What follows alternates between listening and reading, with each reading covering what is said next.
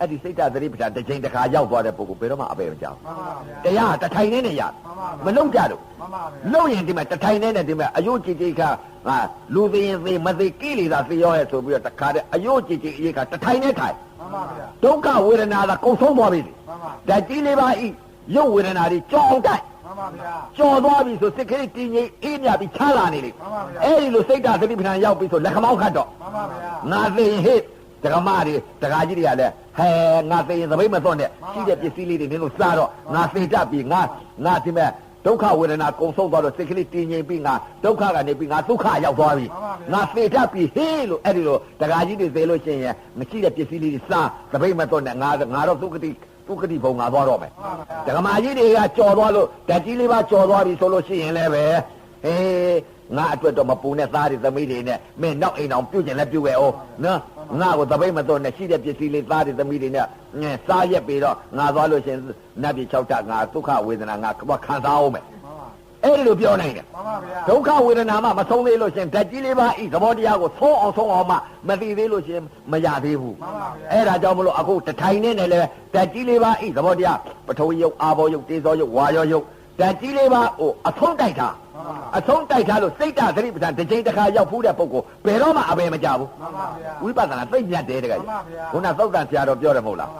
လောကကြီးမှာတကယ်ကြီးရဲ့ဝိပဿနာတဏှာလုံနေပါမုတ်ဆိုးကြီးဖြစ်နေပါတစ်သက်လုံးအကုသိုလ်အလုပ်တွေလုပ်နေပါအကုသိုလ်အလုပ်ကိုလုပ်နေနော်တကယ်ကြီးရဲ့သောတာပတ္တိမေတစ်ချိန်ကြလိုက်လို့ရှိရင်အတိတ်ကပြုတ်တဲ့ကံတွေရေပဲဒါကြောင့်သုံးလုံးဆရာတော်ဘုရားကြီးပြောတယ်ဟေးတဲ့အတိတ်ကပယံပယကလှုပ်လာတဲ့အကုသိုလ်ကံတွေဟာတဲ့သောတာပတ္တိမေတစ်ချိန်ဝင်လိုက်လို့ရှိရင်ပြင်းတဲ့တခါတည်းကိုအကုသိုလ်စိတ်တွေတခါတည်းပြုတ်ကုန်တာပဲတဲ့အတိတ်ကပြုတ်ထားတဲ့ကံတွေလဲဒါနကုသိုလ်ကံတွေကအတ္တနဲ့ပြုတ်ထားတယ်ဒါနတစ်ခုပြုတ်လိုက်ရင်အကုသိုလ်နဲ့ကုသိုလ်တွဲတယ်နော်အဲ့ဒါကြောင့်မလို့သောတာပတ္တိမေတစ်ချိန်များကြာလို့ရှိရင်တဲ့မဖြစ်သေးသောကုသိုလ်တွေဖြစ်လာတယ်ဖြစ်ပြီးတော့အကုသိုလ်တွေအကုန်ပြတ်ကုန်တယ်အဲ့ဒီလိုပြောတယ်ဟုတ်တာပေါ့တခါကြီးအတိတ်ကပြုတ်ထားတဲ့တခါတဲ့ယုံနာမမသိတဲ့ပုဂ္ဂိုလ်သတ်ချင်နေသပါနော်ဝိပဿနာကကျင့်နော်သံဃာအသိမခွဲနဲ့မိဘမစော်ကားနဲ့မသတ်နဲ့နော်အရိယာကိုမပြစ်မှားနဲ့မစော်ကားနဲ့နော်အဲ့ဒီသုံးချက်လွတ်လို့ရှိရင်ဘာလို့လို့ဝိပဿနာကကျင့်သတ်ချင်နိုင်သတ်ယုံနာမသိတဲ့ပုဂ္ဂိုလ်တွေသတ်တာနော်ယုံနာသိတဲ့ပုဂ္ဂိုလ်တော့ဘာမလုပ်နိုင်နဲ့ကိုချိုးနေမယ်နော်ယုံနာမသိတဲ့ပုဂ္ဂိုလ်ဒါကြောင့်မလို့ဝိပဿနာသိညတ်တယ်ဒါကြောင့်မဖြစ်သေးသောကုသိုလ်တွေဖြစ်လာတဲ့ဖြစ်ပြီးတော့အကုသိုလ်တွေအတိတ်ကပြုတ်ထားတဲ့ကံတွေလည်းအကုန်ပြတ်ကုန်တယ်တဲ့ဟုတ်တာပေါ့တခါကျဒိဋ္ဌိပြုတ်သွားမှာဟုတ်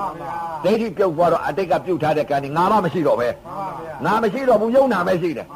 ယုံနာအစဉ်ပြောင်းလဲနေတဲ့သဘောပဲရှိတယ်မဟုတ်လားအစ္ဆတသဏ္ဍာန်တွေကလည်းဓာတ်ကြီးလေးပါကပထဝီယုတ်အာဘောယုတ်ဟာဝါယောယုတ်တေဇောယုတ်ဟာအစဉ်ပြောင်းမနေဘူးလားညာအစဉ်ပြောင်းနေတယ်ဒါကြောင့်မလို့အစဉ်ပြောင်းနေတဲ့သဘောတရားကိုယထဘုဒ္ဓညာအမှန်မြင်သွားပြီဆိုလို့ရှိရင်တခါကြီးလွတ်သွားပြီမှန်ပါဗျာအပေလွတ်သွားပြီမှန်ပါပါအတိတ်ကပြုတ်တယ်အနုမြတ်စွာဘုရားလက်ထက်ကဒကာကြီးအင်္ဂုလိမာလာကြီးသတ်လိုက်တာလေညောဘုတ်တစ်ထောင်ဖြတ်လိုက်တဲ့ဥစ္စာလူတွေသေးတယ်မဟုတ်လားမှန်ပါဗျာသေးလိုက်တဲ့ဥစ္စာအဲ့ဒါယုံနာကိုမသိတဲ့ပုဂ္ဂိုလ်တွေသတ်မိလို့မှန်ပါဗျာယုံနာသိနေတဲ့ပုဂ္ဂိုလ်တွေသတ်လိုက်လို့ရှင်ကိုချိုးနေမယ်မှန်ပါဗျာစိတ်ကလေးနဲ့မှမပြစ်မှားလိုက်နဲ့မှန်ပါဗျာနော်မပြစ်မှားလိုက်နဲ့ပြစ်မှားလိုက်ရင်တော့စိတ်ကူလို့မရဘူးမှန်ပါဗျာနော်ဘာကြောင့်လဲတောင်းမှလို့ရှိရင်ရမှန်ပါဗျာအရိယာပုဂ္ဂိုလ်ဆိုတာကတောင်းမှခြေသမျိုးပဲနော်မတောင်းမှမဲနဲ့ဆိုရင်အဲ့ဒါဘယ်တော့မှမရဘူးကွာမှန်ပါဗျာနော်တောင်းမှလည်းရင်ရတယ်အရိယာကခြေတာပဲဘာလို့အရိယာကလာပြီးဖွမ်းဆိုပါရိုက်လိုက်ပါလိုက်မှားသွားပါတယ်ဗျာ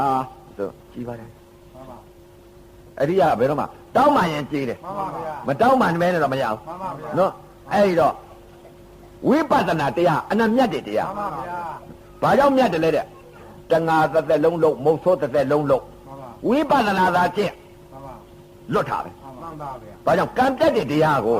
ဘာကံနေပြတ်လဲတဲ့အကုသိုလ်ကံနဲ့ကုသိုလ်ကံပြတ်တဲ့တရားကံပြတ်တဲ့တရားကဘာလဲတဲ့ဝိပဿနာပဲဘာကံနေပြတ်လဲတဲ့အကုသိုလ်နဲ့ကုသိုလ်ပြတ်တဲ့ကံနော်သောတာပန်များဘယ်ကံနေပြတ်တယ်လဲတဲ့အကုသိုလ်နဲ့ကုသိုလ်ပြတ်တယ်